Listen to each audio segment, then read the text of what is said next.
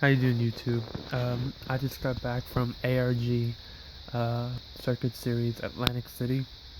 The tournament was 8 rounds with about 160 people, and I made it to the top 16, where I lost to the eventual winner, playing Psy-Frame Yosenju. I'll go over my deck list and a few of the card choices I had, and some of the matchups. For the ritual spells, I played 7.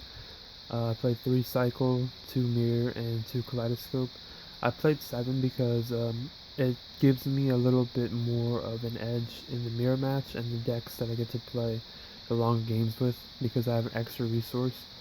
And it combos really well with cards that I play, such as Double X, so I'll get to that more. I played 3 Reinforcements of the Army, um, and then 3 1-ups, Instant Fusion, Book, and Prep. The traps, I played double Torrential Tribute. For the monsters, I played double Exa, Great Sorcerer, Shurret, Dance Princess, 6 Jews, and 2 Mexi. For my ritual monsters, I played double Baryonic, triple Valk, double Catastor, triple Colossus, and 3 1-ups, Unicorn, Gungear, and Decisive Armor. Some of the reasonings is, first off, this is the ARG ban list. So there's a lot of different restrictions compared to the Konami ban list, such as Nekroz and Trishula and Nekroz and Unicorn.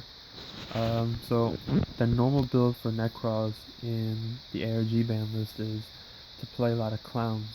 And the clowns serve as a rank 4 engine for the deck, which makes them really strong.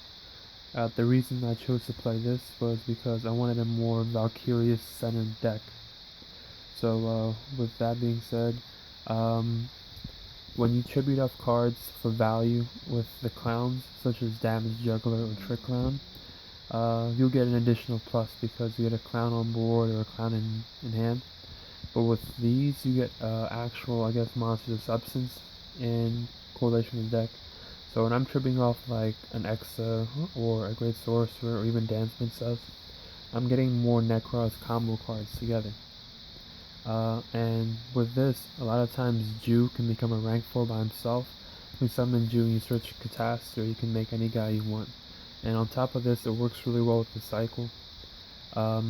Another thing that's a little different is I play 3 Colossus, which is a bit different.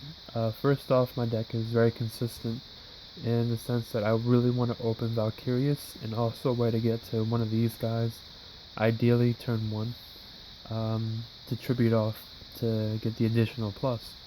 So I play the double Kaleido even though Unicorn's only a 1 to hopefully get Colossus and Valkyrius on board by setting a level 11 and then tributing off something in my hand. The great thing is, since I play all these excessive cards, I can also tribute like these guys if I don't need to ritual summon right away, to get to the more core cards, just the Jews or other things.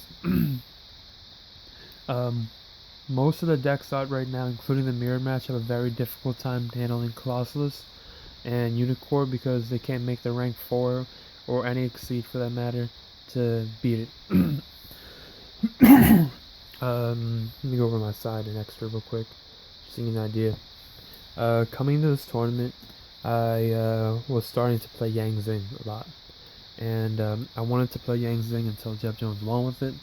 Then I realized that I really fragile matchup against someone who knew what they were doing, and it was very, very tough. So my side deck was, I sided 1 Majesty's Fiend, 1 Danko, 3 Retaliating Sea. This is a really good card. 3 MST, 1 Dark Hole, 2 Royal Decree, 2 Black Horn of Heaven, Solemn Warning, and a Chivalry. So a lot of the cards were Cosmo, because Cosmo's a very difficult matchup. If I had Debunk or more Chivalries, I would have side decked them. Another matchup that I was really scared of, and like everyone in the room was scared of, was Psy-Frame.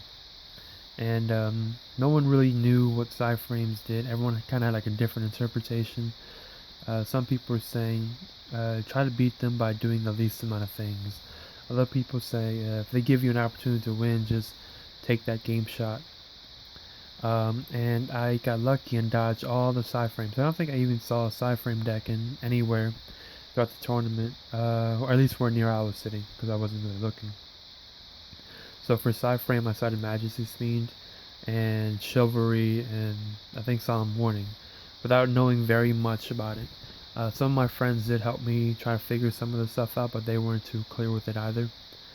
And real quick, my extra deck: Double Dweller, Double Emerald, Star Eater, Direwolf, Cowboy, Berserk, Skyblaster, 104, Blue Eyes, 101, One Herald, and Norden, and Exciton. My matchups throughout the tournament: round 1 I played against Nekroz Mirror. I ended up winning because he was a little less experienced with the deck. Round 2 I played my friend Xavier, playing Cosmo. I got lucky again. He was really tired, and some things he did were like he played Teleport without realizing he ran out of farm growth and ended up winning too. Round 3 I played against Calvin Tahan, playing Burning Abyss. Game 1 he drew very poorly, and then Game 3 I ended up winning with the top deck drew in time. He had Fortune Tune on board, and I ended up making Unicorn. Round 4 I played against a Nekroz mirror match again. I ended up winning because I ended up making 2 Dwellers, and it really mattered against this match. Winning the die roll helps too. Round 5 played against the Shadal deck, and in Game 1 he didn't draw lights for his Shadal cards.